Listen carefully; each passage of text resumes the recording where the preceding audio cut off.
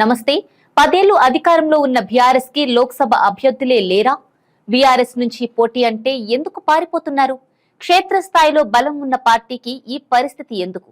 నాయకత్వం నేతలకి భరోసా ఇవ్వలేకపోతోందా? పార్టీ నుంచి నేతలకు సపోర్ట్ దక్కడం లేదా? నేతలకు కేసీఆర్ అంటే భయం తగ్గిందా? బీఎస్పీతో పొత్తు పెట్టుకునే పరిస్థితి ఎందుకు వచ్చింది? కాంగ్రెస్ ని దెబ్బ కొట్టేందుకు కేసీఆర్ సీక్రెట్ స్కెచ్ రెడీ చేస్తున్నారా? బీజేపీ విషయంలో కేసీఆర్ వ్యూహం ఏంటి? Let's watch the story. గత 10 ఏళ్లుగా అధికారంలో ఉన్న బీఆర్ఎస్ పరిస్థితి ఒక్క ఓటమితో తలకిందులైంది. అసెంబ్లీ ఎన్నికల్లో టికెట్స్ కోసం నేతలు కొట్లాడుకుంటే పార్లమెంటు ఎన్నికల్లో పోటీ చేయడానికి అభ్యర్థులు దొరకని పరిస్థితుల్లోకి వెళ్లింది. 10 ఏళ్లు పదవులు అనుభవించిన సీనియర్ నేతలు చాలా మంది ఇప్పటికే కాంగ్రెస్ లో చేరిపోగా, కాంగ్రెస్ లో టికెట్ రాదనుకున్న మరికొందరు బీజేపీ తీర్థం పుచ్చుకున్నారు. ఇది ఒక రకంగా గులాబీ దళపతికి ఎదురు దెబ్బే అని చెప్పవచ్చు.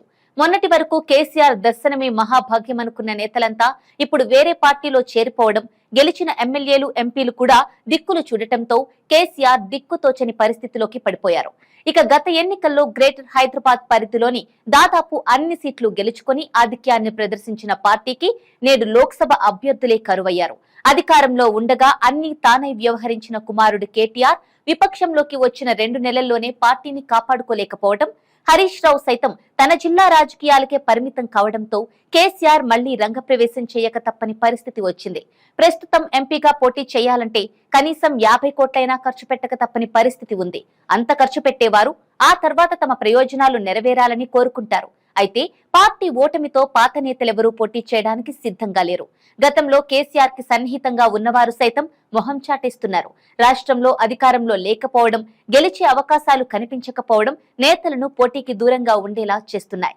దీనికి పలు కారణాలు ఉన్నాయి. కేసీఆర్ అంటే నేతలకు భయం తగ్గడం, కూతురిని కాపాడుకోలేని వాడు తమని కాపాడుతారా అనే సందేహాలు ఉండటం, పార్టీ నుంచి సపోర్ట్ లేకపోవడం, అలాగే అనవసరంగా రేవంత్ తో గొడవలు పెట్టుకుని 5 ఏళ్లు ఇబ్బందులు పడుట ఎందుకు అని ఆలోచించడం వంటి కారణాలు నేతలు వెనుకంజ వేసేలా చేస్తున్నట్టు తెలుస్తోంది. అలాగే పార్టీ చరిష్మా తగ్గడం, కేసీఆర్ గతంలో ఉన్నంత యాక్టివ్ గా లేకపోవడం, కేటీఆర్ వ్యూహాలు పనిచేయకపోవడం, తండ్రి కొడుకుల ఇద్దరి వ్యూహాలలో తేడా, కేసీఆర్ వాక్చాతుర్యం గతంలోలాగా లేకపోవడం వంటివన్నీ ప్రభావం చూపుతున్నాయి. 10 ఏళ్లుగా బీఆర్ఎస్ నేతల ప్రసంగాలు విన్న ప్రజలు ఆ పార్టీపై ఆసక్తి చూపకపోవడం, ఇక 5 ఏళ్లు పార్టీ కోసం ఖర్చు చేయడం ఎందుకు అనే ఆలోచనకు నేతలు రావడం, అలాగే రాబోయే రోజుల్లో స్థానిక ఎన్నికలు ఉండటం, ఇప్పుడు అప్పుడు పార్టీ జెండా ఖర్చు భరించడం ఎందుకులే అనే భావన ఉండటం నేతలను ఆలోచనలో పడేసి పోటీకి దూరంగా ఉండేలా చేస్తున్నాయనే విశ్లేషణలు వినిపిస్తున్నాయి.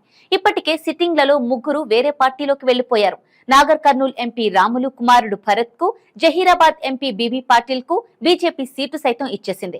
పెద్దపల్లి ఎంపీ వెంకటేష్ నేత కాంగ్రెస్ తీర్థం పుచ్చుకున్నారు. అలాగే చేవేళ్ల ఎంపీ రంజిత్ రెడ్డి పోటీ చేయలేనని చెప్పారనే టాక్ వినిపిస్తోంది. మహబూబ్ నగర్ ఎంపీ మన్నె శ్రీనివాస్ రెడ్డి సైలెంట్ అయ్యారు. ఆయన బంధువులు కాంగ్రెస్ లో చేరిపోయారు. వారికి ఇప్పుడు కాంగ్రెస్ లో ఎమ్మెల్సీ టికెట్ దక్కడంతో శ్రీనివాస్ రెడ్డి కారు పార్టీ తరపున పోటీ చేసే ఛాన్స్ కష్టమే అని తేలిపోయింది. ఇక సిట్టింగ్ ఎంపీలే కాదు, ఎంపీ స్థానానికి పోటీ చేసే స్థాయి ఉన్న నేతలు కూడా కారు దిగి వెళ్లిపోతున్నారు. ఇదే సమయంలో అధికారంలో ఉన్నంత కాలం కేసీఆర్ జపం చేసిన ఎంఐఎం అధినేత అసదుద్దీన్ ఓవైసీ సైతం కేసీఆర్ పేరే ఎత్తడం లేదు. తెలంగాణలో ముస్లిం ఓటు బ్యాంకు చాలా కీలకం. మజ్లిస్ సహకరిస్తే నిజామాబాద్, కరీంనగర్, ఆదిలాబాద్ వంటి చోట్ల గట్టి పోటీ ఇచ్చే అవకాశం ఉంది. అయితే మజ్లిస్ తన పాలసీ ప్రకారం అధికార పార్టీకే అండగా ఉంటుంది. హైదరాబాద్ స్థానంలో పోటీ చేసి మిగిలిన చోట్ల కాంగ్రెస్ పార్టీకి మద్దతుగా ఉండే అవకాశం ఉంది. ఇక ఈ 2 నెలల్లో అనేక గ్రామ, మండల, స్థానిక సంస్థల సభ్యులు కాంగ్రెస్ లో చేరిపోవడంతో చాలా చోట్ల పోటీ చేయడానికి నేతలెవరూ ముందుకు రావడం లేదు. నిజామాబాద్ లో గతంలో పోటీ చేసిన కవిత సైతం పోటీకి సిద్ధపడటం లేదని తెలుస్తోంది. అరవింద్ ను ఓడిస్తా అని చెబుతున్నా పోటీపై మాత్రం క్లారిటీ ఇవ్వడం లేదు. అంతేకాక నిజామాబాద్ లో పోటీకి ఎవరూ ముందుకు రావడం లేదు. బండి సంజయ్ సిట్టింగ్ గా ఉన్న కరీంనగర్ లో మాజీ ఎంపీ వినోద్ కుమార్ కే ఛాన్స్ ఇచ్చారు. అయితే అసెంబ్లీ ఎన్నికల ఫలితాలు, తర్వాత పరిణామాలతో ఆయన పోటీకి అయిష్టంగానే ఉన్నారు. అయితే ఆయనది పోటీ చేయక తప్పని పరిస్థితి. ఇక మెదక్ ఎంపీ సీటు పరిధిలో 7 స్థానాల్లో 6 అసెంబ్లీ స్థానాలను బీఆర్ఎస్ గెలుచుకుంది. అలాంటి చోట ఎవరు పోటీ చేస్తారో తెలియని పరిస్థితి. జహీరాబాద్ ఎంపీ పార్టీకి గుడ్ బై చెప్పారు. దీంతో అక్కడ సీటు తీసుకునేందుకు ఎవరూ సాహసించడం లేదు.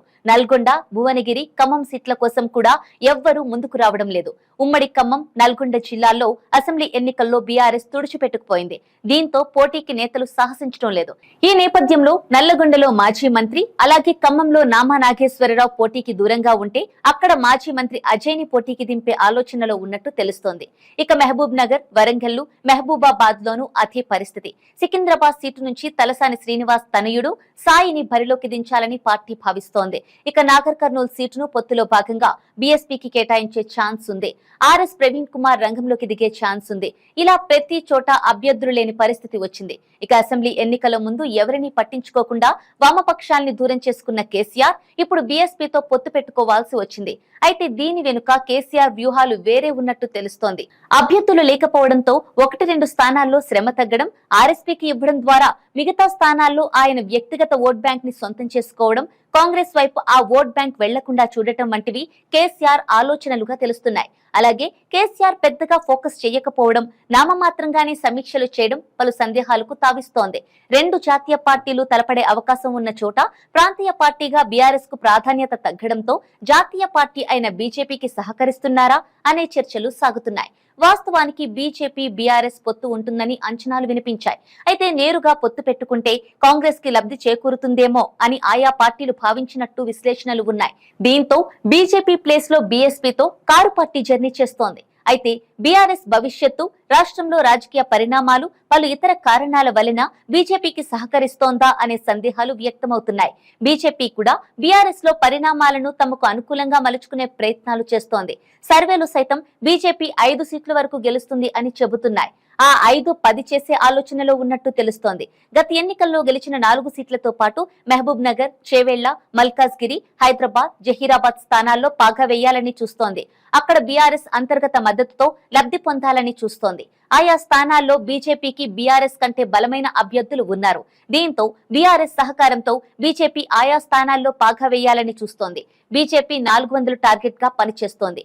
ఇందుకోసం సౌత్ లో సత్తా చాటాలని భావిస్తోంది. అందులో భాగంగా కేసీఆర్ సహకారం ఇండైరెక్ట్ గా తీసుకొని తెలంగాణలో మెజారిటీ స్థానాలను దక్కించుకోవాలని చూస్తోంది. ఇక బీజేపీకి సహకరించడం ద్వారా ఎన్నికల తర్వాత లబ్ధి పొందే యోచనలో గులాబీ దళం ఉన్నట్లు తెలుస్తోంది. తెలంగాణలో కాంగ్రెస్ ప్రభుత్వంపై పోరాటానికి, ఆ తర్వాత కాంగ్రెస్ ప్రభుత్వాన్ని టార్గెట్ చేయడానికి బీజేపీ సహకారం తీసుకునే ఛాన్స్ ఉన్నట్టు తెలుస్తోంది. ఈ వ్యవహారాలన్నీ గమనించి తాజాగా పాలమూరు సభలో రేవంత్ రెడ్డి ఫైర్ అయినట్టు తెలుస్తోంది. తన ప్రభుత్వాన్ని పడగొట్టాలని చూస్తే ఎంతవరకైనా వెళ్తా అని రేవంత్ హెచ్చరించడం బీజేపీ బీఆర్ఎస్ వ్యవహారాలపై స్పష్టతతోనే అనే విశ్లేషణలు వినిపిస్తున్నాయి. వాస్తవానికి కమలం పార్టీతో పొత్తు కుదుర్చుకుంటేనే లోక్సభ ఎన్నికల్లో బీఆర్ఎస్ కూడా పోరులో ఉన్నట్లవుతుందని ఆ పార్టీ భావించింది. అయితే నేరుగా పొత్తు పెట్టుకుంటే బీజేపీ బీఆర్ఎస్ ఒకటే అన్న కాంగ్రెస్ విమర్శలు నిజం చేసినట్టు అవుతుంది అని ఆలోచన చేసినట్టు తెలుస్తోంది. అంతేకాక బీజేపీ కాంగ్రెస్ దోస్తీ అస్త్రాన్ని బయటకు తీసింది. మోదీ సభకు రేవంత్ వెళ్లడం, మోదీని పెద్దన్నగా అభివర్ణించడాన్ని హైలైట్ చేస్తోంది. బీజేపీకి దూరం అంటూనే బీజేపీకి సాయం చేసే ప్రయత్నం చేస్తున్నట్టు తెలుస్తోంది. మరోవైపు బీఆర్ఎస్ కాంగ్రెస్ లోని పరిణామాలను తనకు అనుకూలంగా మలుచుకోవాలని బీజేపీ చూస్తోంది. ఇప్పటికే మోదీ మాన్యా, రామాలయం, జాతీయవాదం వంటి అంశాలతో బీజేపీ హ్యాట్రిక్ ఖాయమన్న అభిప్రాయాలు వ్యక్తమవుతున్నాయి. అయితే 3 భారీ టార్గెట్ పెట్టుకున్నారు. అందుకు ప్రతి సీటు కీలకమే కావడంతో తెలంగాణలో బీఆర్ఎస్ సహకారంతో మెజారిటీ స్థానాలపై బీజేపీ గురిపెట్టింది. బీఆర్ఎస్ సైతం అంతర్గతంగా సహకరిస్తోందా అనే సందేహాలు రాజకీయ విశ్లేషకుల నుంచి వినిపిస్తున్నాయి. ఇక బలమైన నేతలు పోటీకి దూరం అవ్వడం కేసీఆర్ ను డిఫెన్స్ లో పడినట్టు తెలుస్తోంది. పార్లమెంటు నియోజకవర్గ పరిధిలోని ముఖ్య నేతలతో చర్చించి కేసీఆర్ నిర్ణయం తీసుకుంటున్నారు. 4 అభ్యర్థులను ప్రకటించారు. అయితే వారు అంతా పోటీకి సిద్ధంగానే ఉన్నారా అనే చర్చలు సాగుతున్నాయి. తాజాగా కూడా కొందరు పోటీకి దూరమవుతున్న పరిస్థితి కనిపిస్తోంది. నల్గొండలో గుత్తా సుఖేందర్ కొడుకు కూడా పోటీకి దూరమవుతున్నట్టు తెలుస్తోంది. ఇప్పటికే కాంగ్రెస్ పార్టీ అక్కడ బలంగా ఉండటంతో యుద్ధానికి ముందే చేతులెత్తేస్తున్న పరిస్థితి కనిపిస్తోంది. అలాగే బీఆర్ఎస్ బలంగా ఉన్న మల్కాజ్గిరి లోక్సభ నుంచి మాజీ మంత్రి మల్లారెడ్డి తనయుడు భద్రారెడ్డి పోటీ చేయాలని భావించారు. అయితే మల్కాజ్గిరి స్థానంలో 7 అసెంబ్లీ స్థానాలను బీఆర్ఎస్ కైవసం చేసుకున్నప్పటికీ విజయంపై ఆయనకు ఆశలు లేవు. పార్టీ ఎమ్మెల్యేలంతా సహకరిస్తారనే నమ్మకం లేదు. గత లోక్సభ ఎన్నికల్లోనూ అన్ని అసెంబ్లీ స్థానాల్లో విజయం సాధించినప్పటికీ కాంగ్రెస్ పార్టీ విజయం సాధించింది. ఇప్పుడు కూడా అవే ఫలితాలు రిపీట్ అవుతాయని అంచనాకు వచ్చినట్లు తెలిసింది. అందుకే పోటీకి దూరంగా ఉండాలని నిర్ణయించుకున్నట్టు తెలుస్తోంది. ఇక రాష్ట్రంలో అసెంబ్లీ ఎన్నికల్లో ఓటమి పాలు కావటం, కేంద్రంలోని బీజేపీ అయోధ్య రామ మందిరం ప్రారంభోత్సవంతో మైలేజ్ దక్కించుకోవడం, మరోవైపు రాష్ట్రంలో కాంగ్రెస్ దూకుడు వంటి అంశాలు బీఆర్ఎస్ కు ఇబ్బందిగా మారాయి. ఏదేమైనా 10 ఏళ్లు అధికారంలో ఉండి మొన్న జరిగిన అసెంబ్లీ ఎన్నికల్లోనూ టికెట్స్ కోసం ఫైట్ జరిగిన పార్టీ ఒక్క ఓటమితో అభ్యర్థులు లేని పరిస్థితి ఎదుర్కోవడం రాజకీయాల్లో ఎప్పుడు ఏదైనా జరుగుతుంది అని చెప్పడానికి నిదర్శనంగా భావించొచ్చు. అయితే ఉద్యమ పార్టీగా 10 ఏళ్లు పాలించిన పార్టీకి ప్రజాదరణ ఎక్కువగానే ఉంది. గత అసెంబ్లీ ఎన్నికల్లో సుమారు 38% ఓటు బ్యాంకుతో 39 సీట్లు సాధించింది. బీఆర్ఎస్ పై పూర్తి వ్యతిరేకత లేదు. అందుకే మళ్లీ పార్టీ బలపడుతుంది అని కేసీఆర్ నమ్ముతున్నారు. కేసీఆర్ దారిలో నడవడానికి ఎందరో నాయకులు సిద్ధంగానే ఉన్నారు. పార్టీ బలపడితే ఇప్పుడు పారిపోయిన వారే పరిగెత్తుకు వస్తారు. అదే ధీమాతో కేసీఆర్ ఉన్నారు. మరి బీఆర్ఎస్ ఏ మేరకు బలపడుతుంది, ఆ పార్టీ భవిష్యత్తు ఏంటి అనేది కాలమే నిర్ణయించాలి. For more interesting updates, do like, share and subscribe to Volga News.